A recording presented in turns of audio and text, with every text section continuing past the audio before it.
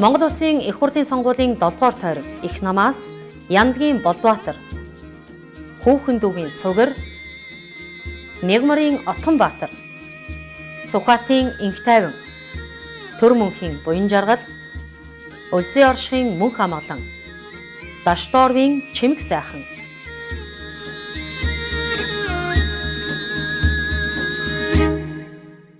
Үзэгчдийн амар амгалан айлтгая. 2024 оны улсын хурлыг сонгох сонгуульд иргэний хөдөлгөөний намаас нэр дэвшиж байгаа нэр дэвшигчтэй таниулах ээлжид ярилцлагын маань зочин хүрэлцээрсэн байна. Энэ удаад Говийн 4 аймаг буюу Өмнө Говь, Дунд Говь, Дорноговь, Говь Сүмбэр аймгийн хамарсан 7-р тойрогт иргэний хөдөлгөөний намаас нэр дэвшиж байгаа Улзын оршихын Мөнх амгалан хүрэлцээрсэн байна. Амар мэнд үү? Мэндэ, амар мэнд байна уу? Сайхан байна. За хувь хүний үзэл санаа үнэт зүйлтэй нэгдсэн иргэний хөдөлгөөн намтай анх учирч байсан түүхээс нь ярьцгаая гэлээ. Би сумын засаг дарга байсан. Тэгээ энэ хугацаанд энэ үнэт зүйлийг сонсоод энэ үнэхээр л монголчуудын эцэг өвгдийн өвлүүлж өртөөлж өнөөдөр үргэж байгаа үнэт зүйл энд байна гэдгийг олж таниад гэхдээ тухайн үед бол яг энэ зүйлийг ойлгохын төлөө цаг зарцуулж чадаагүй. Тэгэд өнгөрсөн жилээс эргэж очиж сонирхож судлаж үнэхээр хөдөлшгүй үнэн бол энд байна гэдгийг таниад тэгэл мөрнөгссөндөө. Анх одоо та бүхэн ярьцлагыг жишээлбэл үзэж байгаа жирийн иргэн за би энийг нэг судлаад үзье гэж бодож иж магадгүй тий. Тэгэхээр тэр хүмүүст бол хэрвээ бол цаг нь олоогүй бол одоо бэрхшээл тулгардаг ч гэдэг юм уу тий. Таньж мэдхэд өөрөө амтанд нь орох цаашаа одоо хүсч судлахад бол бас мэдээж зүйл тулгарх байх. Та бас өөрийнхөө үг түгээс одоо сонирхуулж яриул тий. Нэг үнтэй танилцахын тулд хинтээ уулзаж ярилцах хэрэгтэй, юу уншиж судлах хэрэгтэй тий. Яг хоо манай намын бодлого бол ерөөсөө л энэ Монгол хүний үнэт зүйл энэ Монгол газар нутаг ямар агуу юм бэ гэдгийг ойлгож танин мэдэж энэ газар нутаг дээр монголчууд монголоор л оршин тогтнохгүй л өөр ямар ч гарц гаргалгаа байхгүй юм байна гэдгийг ойлгоод ингэж явж байгаа. Тэгэхээр миний ойлголт бол анхандаа яг би бол нэлээд үндэсрэхэг үзэлтэй тийм л хүн л дээ. Тэгээ тэр байдлаараа анхны уулзалтыг бол хийж ойлголтыг авсан. За тэрнээс хойш бас нэлээд эргэж очихсан гэсэн тэмүүлэлтэйгээр явсаар гол эргэж ирсэн. Яг тухайн үед бол сумын засаг дарга байсан учраас өдөр тутмын ажилдаа түүртэд очиж чадаагүй.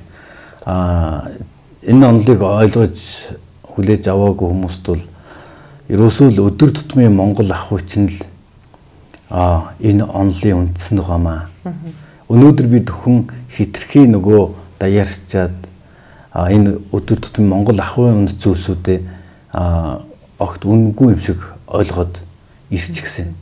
Өнөөдөр босгон дээр гიშгэж болдгоомаа гэдгийг мохор сүсэг байдлаар ойлгоцсон. Гэтэл тэн дээр асар агуу мөн чанар онол нь тэнтэй бас байгаа.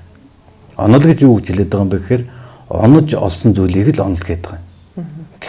Өдөр тутам хэрэглэгдэх энгийн үнэт зүйлсүүдийг л онол гэдэг.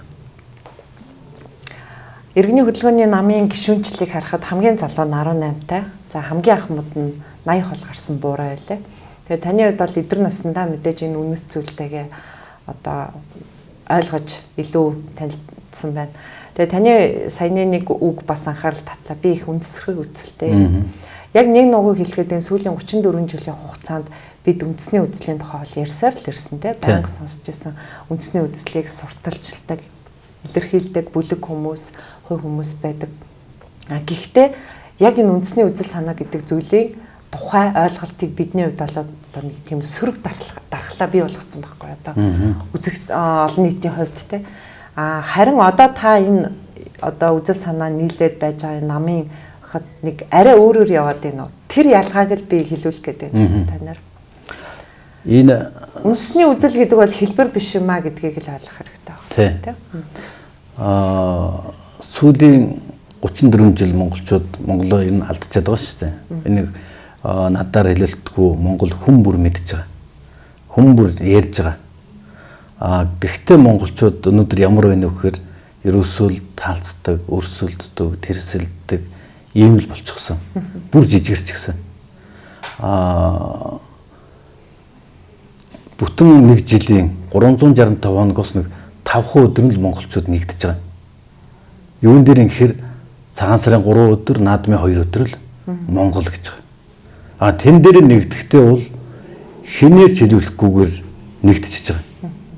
Тэгээд тэр нэг 5 өдрийг л монголчууд монголоо гэдэг байдлаар ойлгож хүлээж авдаг. Бусад өдөр нь бол ерөөсөө энэ үндэс зүйлсүүдийг юу ч биш юм шиг, хэрэггүй юм шиг ойлгодог. Зүгээр цахим орчин дээр ч гэдэг юм үндэсрээ үзэл гаргаад үрээлээд ээж хүн байгаа мэт боловч үг үйлдэл хоёрын зөрсөн үл судлах. Агуулга байхгүй юм тийм. За мэдээж та өөрийнхөө энэ үзэл санааг эргэн тойрныхондоо бас цааш нь түгээн дэлгэрүүлэх гэж ярилцдаг бах. Нэг хэлээр ярьж чадчихэв нү. Ингээ ярихад монгол хэлээр яриад юм л та бид нар тийм ойлгож байгаа тийм. Ярьж байгаа зүйлийн ард ойлгох ухамсар төвшин гэхээр тэрнтэй маш олон хүмүүс тулж байгаа. Тэрийг даван туулж энийг суралцахад юунаас эхлэх үү гэж би бас асууад. Энэ бид хүний нүнд зүйлэр бол нийт хэм гэж үзэж байгаа. Нийтээрээ хэм хэмжээтэй байя гэж. Гэтэл өнөөдөр бид яасан гэхээр нийт гим гэд бүх зүйл гим буруу руу явчихад байгаа. Үг гэдэг хүчтэй. Тийм үг гэдэг хүчтэй. Тэгэхээр юу гэхээр монголчууд өөрсдөө бүгдээрээ л хэм хэмжээтэй байж нэг ойлголттой нэгдмэл системээр одоо торлог системээр л амьдрах хэрэгтэй ардам л дээ. Одоо дээр үед бид нарыг баг байхад энэ төр гол усаараа нийлээл айл сахалтаар буудаг хин нэгнийх нь хүүхэд хурмаа хийгдэн тал бүрээс нь ноосыг нь савж өгөөд эскийг нь хийгээд оосор бүчийг нь томоол ингээд найраа хийх өдөр нь малаа авцрах нь хоньоо дүүрхэн дүүрэл адууга хөтлөх нь хөтлөл ингээл тухайн айлыг чинь гэр оронтой малтай хөрөнгөтэй болгоод өгдөг гэсэн ийм нэгдмэл ард түмэн өнөөдөр бол тийм байхгүй болсон. Ялангуяа өдөө малчтын маань хувьд одоо малчтай бол буруутгах юм биш. Ерөөсөө Монголын нийт хэмээг нь тийм өөрчлөгдөж байгаа. Тэгэхээр одоо нөгөө айл сахалтаар буудаг, хот айлсаж буудаг малчид үнэхээр баг байхгүй болсон. Нөгөө малаа нэгнийхээр орж сургалдаг хүнч байхгүй болсон утсаар сурвалчаал. Тэгэд ийм нөгөө хөндөй хүйтэн салангад ийм цаг үед л бид хүн ирчээдэн тэгэд энийг л одоо өөрчилж монголчууд Монгол газар нутаг дээр Монгол ахуй соёлоор монголоор л амьдрах цаг үеийг нэрчжээ гэдгийг л мэдрүүлэх гээд таниулах гээд зүтгэж байгаа. Тэгээд аливаа зүйл бол цаг хугацаатай. Тэгээд цаг нэрвэл тэгээд бүх юм өөрчлөгдөж л байдаг. Одоо зүүн дөрвөн аймагт одоо таны нэр дэвшээ очиж байгаа та мэдээ сонгогчтойгоо гой ууntын уучлаарай. За явчих. Тэгэхээр говийн дөрвөн аймагт таны хувьд бол мэдээ сонгогчтойгоо ард түвнийхээ төлөөлөлтөд уулзсан. Мэдээж энэ үзэл санаагаа тайлбарлан таниулж явна тий. Зэрэгцээд маш олон намын нэр дэвшигчид байгаа. За тэдний хувьд бол илүү нүдэнд үзэгдэж гарт баригдах хүч зүйлийг сонгогчдоо санал болгох бах тий. За сум хүртэл зам тавья. Ингэж бүтээн байгуулалт хий тий. Ийм халамж өгье гэдэг ч юм. Сонгогч алийг сонгох бол өнөөдрийн төвшөнд тий. Гэхдээ зөвхөн өнөөдрөөр хязгаарлахгүй бах тий. Ирээдүг эхлэнэ гэдэг чухал гэдэг. Ер нь бол нөгөө төрийн бодлого зөв болж байж л бүх юм зөв замдаа орох гэдэг. Бодлого өөрөө зөв болоод ирэхээр засаглалаа чиглэлийн нөгөөд засаглал нь харин тэр замыг нь тавих уу барилгыг нь барих уу гэдэг гүйцэтгэлийн хэрэгжүүлэх ажлаа хийгээд явж байгаа юм. Өнөөдөр бол яаж ирэхээр бүх юм утга алдагдчихад явж байгаа. Тэгэхээр миний хувьд бол зүгээр бодлого зөв болох хэрэгтэй. Энэ үнэт зүйлээ ойлгох хэрэгтэй нэгдүгээр. Ойлгосны дараагаар танин мэдэж бүгдээр нэгдэх хэрэгтэй. Бид бүхэнд бол сайхан амьдрах боломж олцоо маш оргон байна. Одоо урт хугацааны төлөвлөлт байна. Монголчууд түүхээ биччихээ тэр түүхээ дагаж явж хэрэгжүүлдэг. Түүж явж түүхээ бичдэг л ард түмэн байсан байгаа. Гэтэл өнөөдөр яасан бэ гэхээр өнгөрсөн үеийг түүхгээд үздэг. Тэр байтугай бүр өнгөрсөн үеийг бол энэ үл хэрэггүй юм аа. Өнгөрснөөр үлдсэн юм аа. Нөгөө хуучин уулуул шинэм зул болно гэдэг байдлаар өнөөдрийн залуучууд маань ч гэсэн бас иймэрхүү үгийг хилээл явж байгаа юм. Гэхдээ энэ бол залуучуудын маань буруу биш. За баярлалаа, амжилт хүсье. Тэгээд сонгогчтойгоо уулзахаар аян замдаа гарах гэж байгаа. Аян замдаа сайн аваарай. За гэлээ монголчууд маань Монгол газар нутаг энэ үнэт зүйлийг танин мэдэж монгол хүний энэ агуу мөн чанарыг танин мэдэх цаг үе нэрчжээ гэдгийг одоо үзэгчдэд хэлмээр байна. Та бүхнийг монгол сонголт хийхийг тус уриалж байна. За үзэгчдээ иргэний хөдөлгөөний намаас 2024 оны улсын их хурлын сонгуульд за 124 нэр дэвшигчээ сонгогч та бүхэнд илгээж байгаа. Тэгээ нэр дэвшигчтэй таниулах ярилцлагын ээлжид дугаарын зочноор за говийн 4 аймаг буюу 7 дугаар тойрогт нэр дэвшиж байгаа. Үлзий оршихын мөнх амгалантай та бүхнийг уулзууллаа. Дараагийн зочинтой иргэд уулзъя. Баяртай үзэгчдээ. Тэнгэр сонголт, хаан сонголт, мөнх сонголт, Монгол сонголт.